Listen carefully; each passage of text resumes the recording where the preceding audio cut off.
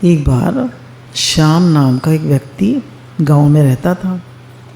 बहुत वेदों का ज्ञाता था, पर उसके पास रहने के लिए अच्छा घर नहीं था और पहनने के लिए अच्छे कपड़े नहीं थे। तो एक दिन वो गांव में भिक्षा पाने जाता है, तो उसके पास फटे पुराने कपड़े थे। वैसे तो नहाया धोया साफ था, पर कपड़े फटे पुराने थे। तो एक आदमी के आगे उसने भिक्षांदेही करके दरवाज़ा खटखटाया, तो उन्होंने उसके फटे पुराने कपड़े देखा तो उसको कहा, मतलब उसको डांट डूट के भगा दिया। पता नहीं कहाँ से सब भिखारी चले आते हैं, ऐसे कह के और डांट डूट के भगा दिया। उस श्यामू को किसी सेठ ने देखा कि बेचारे के पास फटे पुराने कपड़े हैं। वो जैसे लोग संकल्प कर लेते हैं ना कि भाई हम इतने कपड़े बांटेंगे, इतने कपड़े बांटेंगे, इतने जोड़ी कपड़े बांटेंगे। तो उनका संकल्प था, तो कपड़े बांट रहे थे, तो उन्होंने उसको भी एक जोड़ी नए कपड़े दे दिए। अच्छे कपड़े थे, तो उसने पहने। दूसरे दिन गया उसी जजमान के यहाँ भिक्षा मांगने, तो उन्होंने उसका बड़ा आदर किया, उसको बिठाया, अच्छे से भोजन परोसा और बड़े आदर से खिलाया। श्यामू जो थे वो पूरे वेदों के ज्ञाता थे, समझदार भी थे। उन्होंने क्या किया, अपने कपड़ों को खिलाना शुरू कर दिया। जो भी खाना दिया कपड़ों को खिलाया जाए। तो उन्होंने कहा, थोड़ी देर तो देखते रहे। फिर उन्होंने कहा, ये क्या कर रहे हैं आप? पर जब मेरे फटे पुराने कपड़े थे तो आपने मुझे धक्के मार के निकलवा दिया, बुरी तरह करा, और आज मैं नए वस्त्र पहन के आया हूँ तो मेरा इतना आदर सत्कार हो रहा। तो सत्कार किसका है, कपड़ों का या मेरा? हमारे मन में अच्छे कपड़े पहनना अच्छी बात है, अच्छे से रहना अच्छी बात है, पर इसमें बहुत ज़्यादा महत्व बुद्धि नहीं होनी चाहिए, है ना। मध्यम मार्ग से चलना चाहिए जीवन में। किसी भी चीज़ में ज़्यादा महत्व बुद्धि नहीं होनी चाहिए। कपड़े जो हैं वो आपकी पर्सनैलिटी की केवल फ्रिल्स हैं। फ्रिल समझते हैं? बाहरी, जैसे मैं कपड़े में लेस लगा देते हैं, फ्रिल्स लगा देते हैं, तो बाहरी फ्रिल है कपड़े। डिसेंटली ड्रेस्ड रहिए, साफ़ सुथरे कपड़े पहनिए, ठीक रहिए। पर कपड़ों से ही आपकी पर्सनैलिटी है, आपका जीवन है, आपका चरित्र है, ऐसा नहीं। कपड़े आपके जीवन का एक पार्ट है। अम्मा जी कहा करते थे, जब आप किसी के यहाँ जाते हैं तो अगर आप भद्दी तरह जाते हैं तो जिसके घर जाते हैं उसका आप एक तरह से अपमान करते हैं, और आप साफ़ सुथरे कपड़े पहन के अच्छे से जाते हैं तो आप उसका सम्मान करते हैं। मानिए आपके भाई ने आपको बुलाया या सत्संग करने के लिए किसी ने बुलाया और आप ऐसी भद्दी तरह चले गए, तो जिसने बुलाया उसको कैसा लगेगा? बेकार लगेगा ना। भाई ने बुलाया फिर उसको कैसा लगेगा? बुरा लगेगा। पर आप ठीक से जाते हैं, साफ़ सुथरे कपड़े पहन के अच्छी तरह, वो ज़्यादा वैसे जाएंगे तो भी अच्छा नहीं लगेगा, और बुरी तरह जाएंगे तो भी नहीं अच्छा लगेगा। ठीक। तो बताया मित्रों, किसी व्यक्ति की महानता उसके चरित्र और ज्ञान पर निर्भर करती है, पहनावे पर नहीं। अच्छे कपड़े और गहने पहनने से इंसान महान नहीं बनता, उसके लिए अच्छी सोच, अच्छा चरित्र और अच्छे कर्मों की ज़रूरत होती है।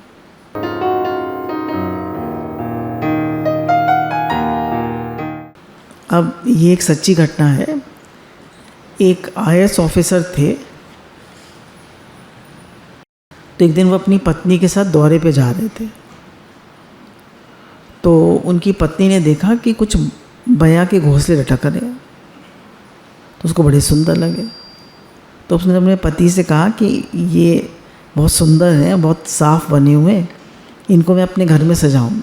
हालांकि IAS ऑफिसर थे, अब श्रीमती जी की फरमाइश थी, तो नीचे उतरे और अपने ड्राइवर को भी साथ ले गए और कहा कि भाई ये तोड़ के ले आओ। तो उसने एक गड़रिया वहाँ भेड़ चरा रहा था, उससे कहा कि भाई ये तोड़ के दे दो, 10 रुपये दूंगा। तो उसने मना कर दिया। तो उन्होंने कहा, जो सर थे, IAS ऑफिसर थे, उन्होंने कहा 50 रुपये दूंगा, तोड़ दो। तो उसने कहा मुझे आप 500 दें, 5000 दें, तो भी मैं नहीं तोड़ूंगा। क्यों? बोले इसमें बया के बच्चे हैं। और भैया शाम को आएगी, वो खाना लेने गई है, और वो जब देखेगी कि मेरे बच्चे नहीं हैं तो कितनी दुखी होगी। आप तो सजावट के लिए ले जा रहे हैं, पर उसका तो जीवन ही नष्ट हो जाएगा। तो IAS ऑफिसर सोचने लगे कि मैं इतना पढ़ा लिखा, इतनी IAS की डिग्रियाँ, और मैं ये नहीं सोच पाया। और ये अनपढ़ गडरिया, इसकी सोच कितनी संवेदनशील है, कितना प्रेम है इसके अंदर। इसका मतलब मेरी सारी डिग्रियाँ बेकार। तो हम कितने भी पढ़ लिख जाएं, कितने भी होशियार बन जाएं, पर अगर हमारे अंदर प्रेम नहीं है, सेंसिटिविटी नहीं है, संवेदनशीलता नहीं है, प्रेम नहीं है, पैसे देते तो हैं नहीं, वहाँ भी तो भगवान है। कैसे बोलते हैं आप, कितना सम्मान देते हैं उनको। तो हर एक के अंदर भगवत भाव रखे। श्लोक पढ़ा था ना फ्राइडे को, भगवान ने कहा कि मैं ज्ञान विज्ञान सहित बताता हूँ, थियोरी विद प्रैक्टिकल। थियोरी क्या है? इस संसार का तत्व भगवान है, ये थियोरी है। संसार का बेसिक एलिमेंट तत्व भगवान। अब इस थियोरी को हमें प्रैक्टिकल में लगाना है कि सब कुछ भगवान बन गए, सब कुछ, जड़ चेतन सब। क्योंकि जड़ भी कहाँ से आया? प्रकृति से तो आया। प्रकृति में भी एक चेतन है, चेतन तत्व है। मेज है, मेज भी कहाँ से आई? ये कहाँ से आया? लकड़ी से। लकड़ी कहाँ से आई? पेड़ से। पेड़ भी तो चेतन है। तो जड़ चेतन एवरीथिंग सब भगवान है। तो हर एक को सम्मान दीजिए, हर एक की इज्जत करिए। ये बेकार है, ये बेकार है, ये बेकार है। तो गुरु कहते हैं तुम जिस चीज़ को आदर नहीं दोगे वो तुम्हारा भी आदर नहीं करे। हमारे गुरु तो यहाँ तक कहते हैं अगर हम फ्रिज को भी बुरी तरह करते हैं तो फ्रिज भी हमारा ठीक से काम नहीं करता।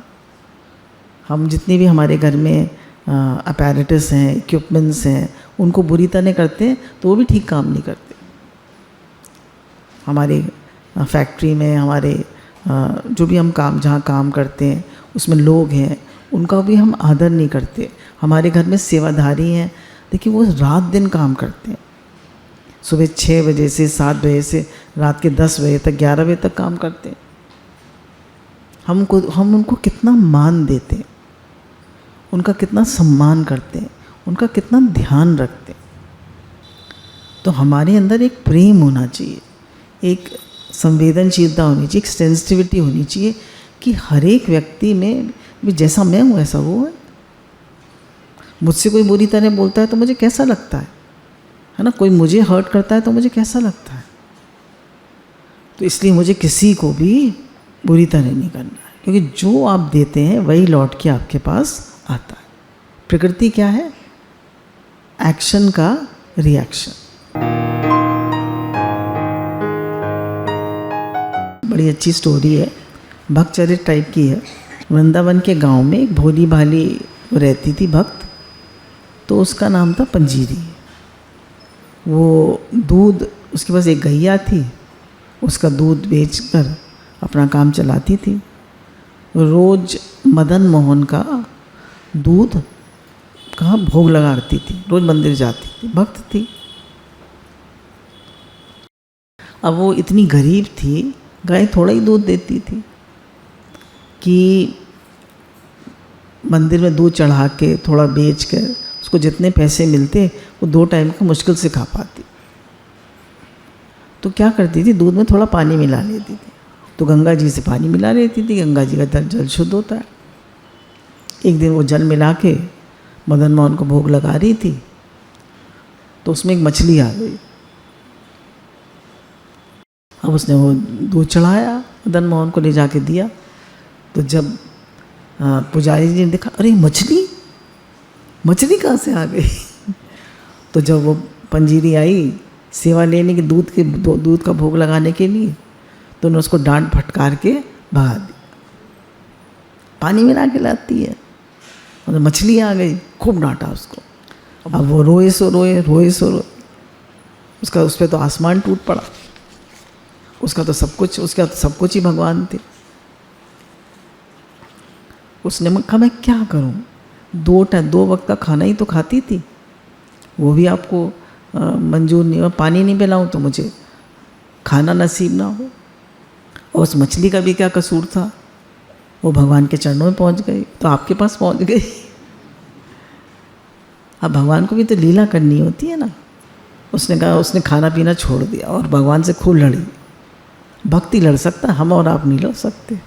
भगवान से खूब लड़ी, बोले भगवान अब आपने मेरा प्रवेश बंद करा दिया ना मंदिर में, अब मैं भी कुछ नहीं खाऊंगी जब तक आप मेरा दूध स्वीकार नहीं करें। और उसने खाना पीना बंद कर दिया। मंदिर में तो जा नहीं सकती, तो उस दिन गई नहीं मंदिर में। उसने कहा जब तक आप दूध स्वीकार नहीं करेंगे, मेरा भोग स्वीकार नहीं करेंगे, मैं भी नहीं खाऊंगी। सुबह से शाम हो गई, अब बेचारी भूखी पड़ी थी। तभी उसकी जो कुटिया थी उसमें एक खटखट की आवाज़ आई। उसने दरवाज़ा खोला, एक बच्चा खड़ा था। बोला भैया मैं बहुत भूखा हूँ और दूसरी जगह से आया हूँ, वृंदावन में दूर से आया हूँ और मुझे कुछ भूख लगी है। तो उन्होंने कहा बेटा मेरी कुटिया में तो कछुना है और दूध पड़ा है। बोला भैया यही तो मुझे चाहिए, जल्दी से पिला दे। बोले भैया बेटा सुबह का बासी है, मैं जल्दी से गाय दूध लाती हूँ। उसकी ममता जाग उठी, मैं जल्दी से दूध लाती हूँ, उबाल कर तुझे ताई ताजी पिला दूँगी। बोला ना ना ना भैया यही ठीक है, मुझे बड़ी भूख लगी है। अब वो बालक ने सारा दूध गटगट करके पी लिया। बोला वाह क्या तृप्ति मिली, बड़ा मीठा दूध है, बड़ा अच्छा दूध है। पी के तो आनंद आ गया। और उसने बच्चे के सर पे हाथ रखा, सहलाया, उसे प्यार किया, हृदय से लगाया। वो बोला माँ मैं तो थक गया हूँ, मैं तो यहीं सो रहा हूँ, सुबह चला जाऊँ। सो गया। उसने देखा बच्चा सो रहा है, ठंड का समय, तो उसने अपनी ओढ़नी उड़ा दी उसको, खुद ऐसी लेट गई। तभी क्या होता है कि उसको स्वप्न आता है रात को। भगवान कह रहे हैं तो सुबह से, अब उसको नींद कहाँ, भूखी प्यासी है, थोड़ी देर झपकी लग जाती है, उसको स्वप्न आता है। भगवान कहते हैं देख मैंने तो तेरी कुटिया में आके दूध पी लिया, भोग लगा लिया, अब तू भी भोग लगा दे, कुछ खा ले। तो कहती है अच्छा ठाकुर जी आप आए थे।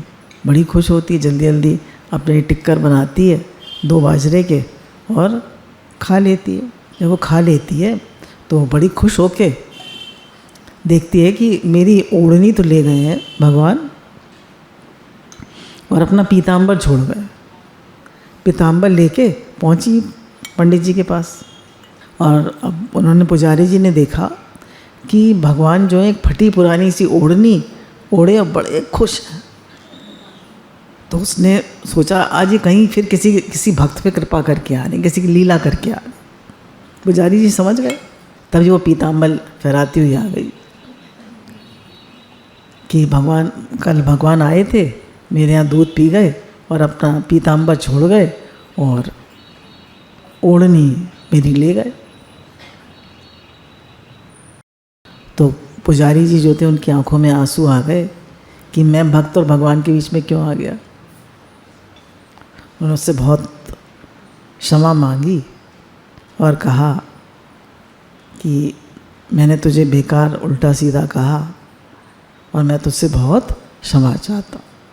और भगवान भी इतने वो हैं, इतने चतुर हैं, है ना, चतुर नहीं है भगवान।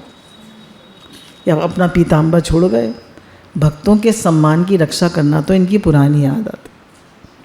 ठाकुर धीरे धीरे मुस्कुरा रहे थे और मैया तू क्या जाने, तेरी प्रेम से भरी ओढ़नी ओढ़ने में जो सुख है वो पीताम्बर में कहाँ है। तो हम सब करते हैं, बस भक्त नहीं बनते। और जितना आदर भगवान के मन में भक्त के लिए उतना किसी के लिए नहीं। भगवान ने कहा मैं भक्तन का दास, भगत मेरे मुकुटमणि। दुनिया में सब काम करेंगे पर भक्त नहीं बनेंगे। भक्त कौन, जो भगवान को हर समय याद रखे, विभक्त ना हो। भगवान ने गीता में जितने भी श्लोक कहे हैं उसमें लास्ट में सर्वश्रेष्ठ किसको बता दिया? अपने भक्त को, जो प्रेम से मेरा भजन करता है, जो मुझ में श्रद्धा और विश्वास रखता है, जो मुझसे अपनापन करता है। तो हम ज्ञान की बड़ी बड़ी बातें बता देते हैं, बहुत कुछ कर लेते हैं, पर जो प्रेम है, अंदर का प्रेम, अंदर का अपनापन, भगवान किस पे रीझते हैं? और वो पंजीरी जो थी क्या थी? भक्ति तो थी, सीधी सादी भक्त। भगवान उसके यहाँ, उसकी झोपड़ी में आ गए, विदुर के यहाँ पहुँच गए, गंगा किनारे वो कुटिया में ही तो रहते थे, और दुर्योधन की मेवा त्यागी साग विदुर घर पाए। तो भगवान जो है प्रेम का भूखा हूँ मैं, प्रेम ही एक सार है, प्रेम से जो भजे उसका बेड़ा पार। तो भगवान प्रेम चाहते, निश्चल निष्काम प्रेम। तो जहाँ प्रेम मिलता है वहाँ भगवान खींचे चले आते।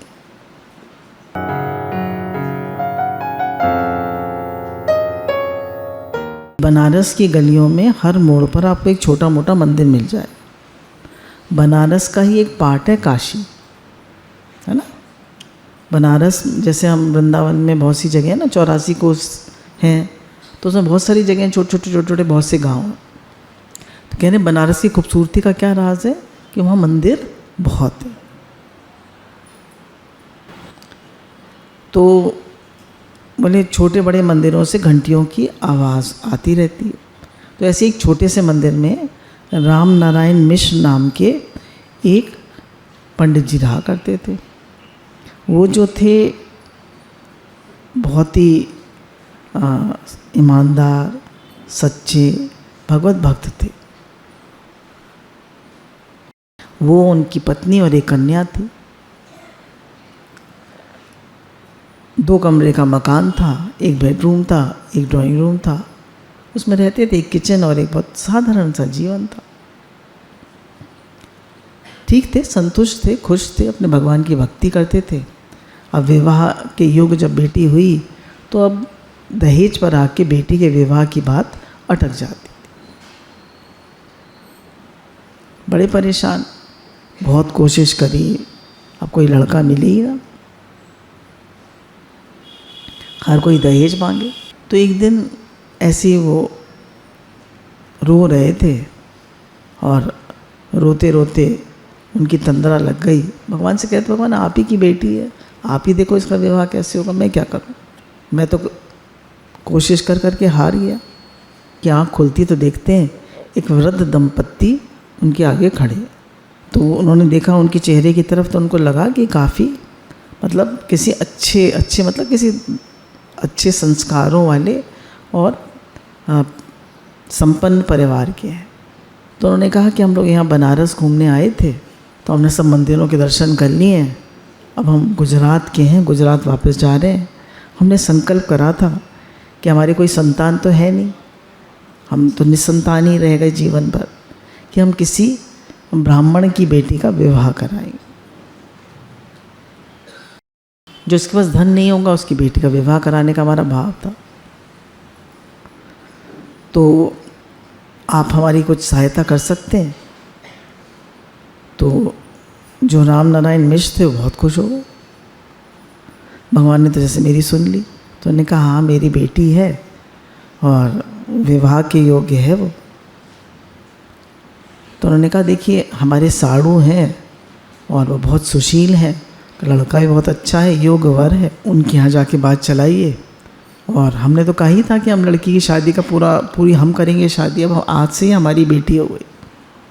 ये मेरा फ़ोन नंबर है, आप बस फ़ोन कर दीजिएगा और सारा इंतज़ाम हो जाए। पंडित जी बहुत खुश वहाँ पहुँचे। जो उन्होंने बताया था, जिनसे मिलने गए थे भाई साहब से, वो बहुत अच्छे थे, बहुत सुशील थे, संस्कारी थे। उनका जो बेटा था वो भी बहुत अच्छा था और सब उन्हें बहुत अच्छा लगा। विवाह पक्का हो गया, विवाह की शादी पक्की हो गई। अब वो जब भी कोई बात आए कि भाई बैंक्वेट हॉल बुक कराना है तो फ़ोन करें, बैंक्वेट हॉल बुक। उन्होंने कहा केटरिंग का इंतज़ाम होना है, केटरिंग का इंतज़ाम बुक। भाई शामियाना लगना है, तो सब चीज़ बस एक फ़ोन घुमाते थे, सब काम बढ़िया से बढ़िया होता चला जाता। बस इनको एक फ़ोन घुमाने की देरी थी और बढ़िया से बढ़िया भी सेठ जी कर रहे थे शादी, बढ़िया से बढ़िया शादी बहुत अच्छे से हुई। बहुत ही लड़के वाले भी खुश, राम नारायण पंडित जी भी बहुत खुश, सब बहुत खुश। अब जब लड़की विदा हो गई तो एक दिन मंदिर में बैठे हुए थे, तो उन दंपत्ति को जो आए थे जिन्होंने शादी कराई उनको याद करने लगे। तो उन्होंने जो नंबर दिया था उस पर उन्होंने फ़ोन मिलाया। अब तो उसने कहा the number does not exist. फिर मिलाया, फिर मिलाया, फिर मिलाया। अब उनका दिल जोरों से धड़कने लगा। अब क्या, ये क्या है, ये क्या है। फिर वो अपने उनके पास मिलने गए, समधी जी के पास, कि आपका, उन्होंने अपना नाम विशंभर बताया था कि आपका विशंभर नाम के कोई साड़ू हैं। तो उन्होंने कहा नहीं, हमारे तो कोई दूर दूर तक रिश्तेदार नहीं है विशंभर नाम का। अब पंडित जी की आंखों से आंसू आंसू आंसू आंसू। भगवान ही आए थे इस रूप में मेरी सेवा कर। तो भगवान जो हैं अपने भक्त की पूरी संभाल करते हैं। तो भक्त को निश्चिंत रहना चाहिए, कभी चिंता नहीं करनी चाहिए। चिंता जो है वो शरणागति में कलंक है ना। अगर हमें चिंता हो जाती है बार बार, भगवान मेरे साथ ऐसा क्यों हो रहा है, भगवान मेरे साथ ऐसा क्यों हो रहा है, तो अगर हम भगवान की शरण में हैं तो फिर चिंता नहीं करनी चाहिए। और चिंता भी कर रहे हैं और शरण में भी हैं तो शरण में नहीं। हमने पूरा, हम अपने शरण में जाते तो हैं, समर्पण करते तो हैं, पर समर्पण फिर वापस ले लेते, फिर अपने आम में आ जाते हैं। बोलिए हमारे श्याम सुंदर भगवान की जय, सियावर रामचंद्र भगवान की जय, भक्त और भगवान की जय।